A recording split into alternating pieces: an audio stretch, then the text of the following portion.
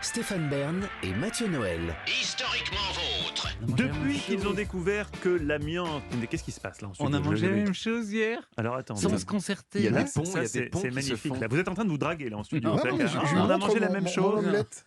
Donc hier, alors c'est une information importante, chers auditeurs, hier, Olivier Pouls et Stéphane Bern ont mangé tous les deux une omelette, mais séparément. Il se passe des choses étonnantes aujourd'hui dans Historiquement Vôtre. Heureusement, David Castello-Lopez est là pour remettre un peu d'ordre et notamment nous apprendre d'où vient ce chou prisé des bobos, le Tout chou à fait. kale. Le chou kale. J'en ai apporté ici, vous voyez. Il a une sale tronche. Hein. Oui, il a fané un petit peu. Alors pour les besoins de cette chronique, je suis sorti de chez moi. Je suis allé chez Bio C'est Bon acheter Petit placement du chou de marque. kale. Et sur le chemin du retour, quand je marchais dans la rue, il y avait le chou kale qui dépassait un petit peu du sac. Et j'avoue, j'avais honte. Parce que le chou kale, c'est devenu, avec les graines de chia et le cranberry, c'est le plus gros cliché du hipsterisme. C'est-à-dire que c'est une blague, quoi. C'est comme acheter du homard quand on est ministre ou un avocado toast quand on est mannequin. C'est tellement cliché qu'on a du mal à pas sentir sur soi la brûlure du regard des autres. Enfin, vous voyez. t'habites dans le 11e, donc à mon avis, il y a de la brûlure du regard. 18e, Ah, le 18e, c'est pareil. c'est Le beau. 18e, on vend que du chou kale. Mais voilà. Le chou, le vrai chou n'existe Le plus. vrai chou de Bruxelles n'existe plus dans le 18e. Mais tout à fait. Et moi, je pense que si quelqu'un dans la rue m'avait dit ah bah tiens, encore un hipster qui achète du chou kale, eh bien, je serais parti dans une justification de 5 minutes sur le fait que non, mais pas du tout. C'est pour une chronique. D'ailleurs, j'en ai jamais mangé. Mais bon, quand même, je suis rentré chez moi et j'en ai fait des chips de chou kale.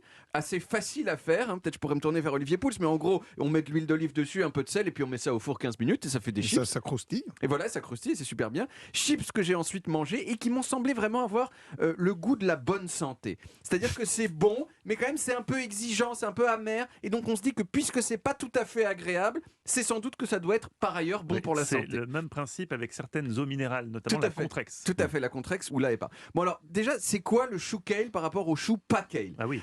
Eh bien, c'est assez flou dans le sens où ce n'est pas un terme scientifique qui décrit le chou, c'est un mot courant qui vient de l'anglais et qui désigne plusieurs types de choux qui ont en commun de ne pas être des choux pommés, c'est-à-dire des choux ronds comme le chou-fleur ou les choux de Bruxelles En ou le forme chou de de Milan. pomme. En forme de pomme, voilà. Les choux kale, donc, ce sont des choux dont les feuilles sont bien séparées les unes des autres. Ce sont des petits arbres, des choux arbres. Oui. Et ils ont aussi la caractéristique de résister assez bien au froid, ce qui leur permet de pousser un petit peu toute l'année. Mais je dois dire que le truc qui m'a surpris le plus, c'est que en gros, le chou kale, c'est le plus ancien des choux. Il est cultivé depuis des milliers C'est d'années. un chou oublié. C'est un chou oublié. Et pendant très longtemps, il était un peu tombé en désuétude. Et en gros, on ne le donnait plus à manger qu'aux animaux. C'était ce qu'on appelle un chou fourragé. Mais aux États-Unis, à partir des années 2000, il y a la naissance d'une tendance qui depuis a été importée en France, l'obsession pour la nourriture bonne pour la santé, incarnée en particulier dans ce qu'on appelle les superfoods, les super aliments qui contiennent une quantité variée de choses bonnes. Et il se trouve que le chou kale, de ce point de vue-là, c'est pas mal, c'est un superfood. Il y a peu de calories, plein de vitamines, des fibres, des protéines. Et donc, c'était un excellent candidat pour devenir une star de la cuisine healthy. Et puis, à partir des années 2010, il y a des stars qui lui ont donné un sacré coup de pouce. Gwyneth Paltrow dans une émission de télévision en 2011, Rihanna qui est apparue plusieurs fois avec un t-shirt kale, et surtout Beyoncé qui a fait un clip entier où elle danse à moitié à poil avec un sweat, il y a marqué kale, ce qui n'a pu que contribuer à sa popularité. Mais, les jours du kale sont peut-être comptés. Quoi donc? C'est ce que pense en tout cas une journaliste du magazine américain The Atlantic qui a remarqué que l'explosion de la consommation du kale aux États-Unis, elle a eu lieu principalement sur deux types de produits.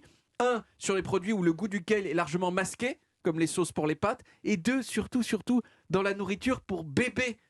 Donc aujourd'hui, les Américains qui mangent le plus de kale, ce sont les seuls êtres vivants qui ne choisissent pas ce qu'ils mangent, à savoir les bébés. Et puis, il y a des statistiques qui ne présagent rien de bon pour le chou kale. Ah bon. C'est le nombre de fois où le mot kale a été tapé sur Google ces dernières années. J'ai imprimé ici deux courbes pour vous, la courbe des occurrences du mot kale dans les recherches Google dans le monde entier et la courbe des occurrences du mot kale dans les recherches Google aux États-Unis. Alors, c'est pas facile de décrire une courbe à la radio, donc je vous propose d'utiliser la méthode des radios américaines qui est de siffler les courbes. Ça, Le c'est une principe- méthode vraiment des radios américaines Tout ou à c'est fait, juste... enfin, d'une radio américaine en tout cas. Le principe est simple, plus je siffle aigu, plus ça veut dire que la courbe monte, donc si je fais c'est que ça monte, et plus je siffle grave, plus la courbe descend, vous voyez. Ouais. Donc avec cette méthode, la courbe mondiale du chou kale sur Google depuis 2004, elle fait... Vous entendez bien la stagnation, sur la Stagnation, fin. là. un plateau haut, comme dirait Exactement, Olivier Véran. plateau, exactement. Alors maintenant, la courbe américaine, on y va. Oh, Plateau bas. Plateau bas, elle baisse. Les occurrences des recherches sur le chou kale aux États-Unis baissent. Et comme les tendances aux États-Unis annoncent toujours les tendances dans le reste du monde, je me dis que bientôt, chez nous aussi, on arrêtera d'être aussi obsédé par le chou kale. Je mettrai un bémol.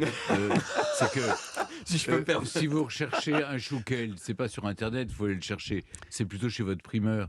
Et C'est donc, vrai. Mais il y a une corrélation entre l'intérêt des gens tels que de donner sur Internet et leur intérêt dans la vraie vie. C'est tellement répandu que les gens n'ont plus besoin de taper chouquel, ils vont directement l'acheter. C'est vrai qu'il faudrait que De même, les gens ne tapent plus porno, notamment dans Internet.